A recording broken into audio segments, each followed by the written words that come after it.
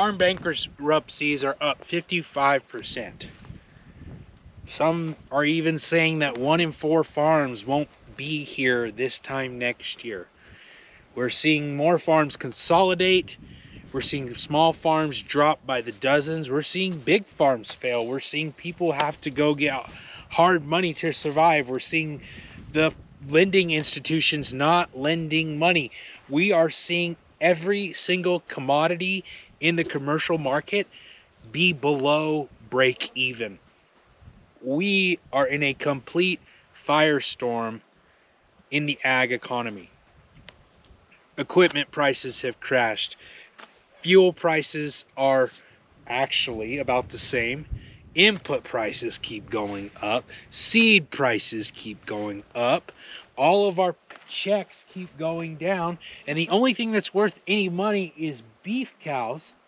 But the problem with the beef cows being worth so much freaking money is that we're losing so many beef cows to the point that the amount of beef cows left in the United States is not going to be sustainable, and we're going to have to continue to import a large number of animals out of other countries such as Brazil and whatever, what have you. What are we even doing?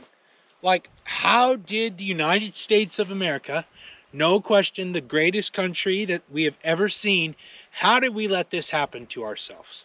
How did we let the entire ag economy go into basically 2 crops in most places? Corn and soybeans. Over half the farmers in the country can only grow corn and soybeans and maybe wheat. They've never even grown anything else. We aren't growing food, we're growing foodstuffs. Okay, stuff that's processed and then put together and mixed around and separated, and then we get a food product. Look, here's the problem. If you want somebody to blame for the high grocery prices and the struggles that farmers are facing, you don't need to blame the farmers. The farmers are trying their best.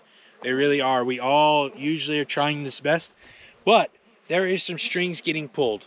Those people in the middle, those processors, those people who have controls over the beef industry and the feed industry and the food industries, those big name companies that you see on the back of the boxes or on the back of the label, those companies have everybody by the cojones, for lack of a better word. And what they are doing is using market factors that are BS and raising their prices and seeing their profits skyrocket while we struggle, the farmer, and the consumer can't afford to buy food. And you can say this and you can say that about an administration, but the administration only has a little bit of power to get these kind of things under control. Even if they're all buddies, the guy in the White House can't just go in there and change the entire structure of the laws and how's everything set up, because as Americans, we asked for this. In the 1970s, the USDA told farmers, get big or go home. And guess what happened? They did. They got big, they grew more, they consolidated, and these companies just started buying everybody out until we're left with very few players controlling the entire food economy. So it is what it is, but how does a farmer survive? How does a consumer help? Okay? Farmers are going to have to diversify and create their own local and regional markets. Okay? That's some of the best ways they can do that. You see a guy like Patrick Shivers, he's got grits and cornmeal and all this stuff going all over the place. He grows 16 different crops. You can't survive on just corn and beans no more. Commodities are terrible. You cannot live unless you are the farmer and the processor and the distributor and own the store. That's the only way you can figure out a way to make a living. Ask me how I know. Walmart sells their crappy ground beef for the same price that I can sell ground beef from grass-fed and grass-finished cattle on organic pastures. And yet, I'm still the bad guy. And yet, people will still choose Walmart. You as a consumer have the power to change a lot of this. I as the farmer have the ability to only help myself. I can be diverse, and guess what? I can work on my input cost, because the seed companies and the fertilizer companies have some blame in this too, because their prices keep going up, and yet our soil quality in the United States is poor. Our biological health in our soils is poor. And the sad part is, they have the answers, at least the first steps, to get farmers going in the right direction, and they won't share it with them. And it's frustrating. I mean, it is absolutely asinine how simple it is for farmers to take the first step into true soil health. And with soil health comes crop health. And with crop health comes reduced inputs. And with reduced inputs becomes more profitability. And then with diversity on top of that, and localized, regionalized markets, comes sustainable, long-term businesses in regionalized food systems. We have to get back to the regionalized food system.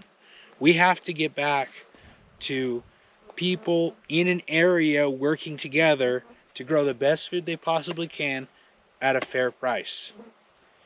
And we have to get to back to farmers really digging in and learning. Farmers have a lot on their plate. I know that. The money is super tight, tighter than it's ever been for farmers. I know that. But you can take the steps to make it possible for you to survive in the long run.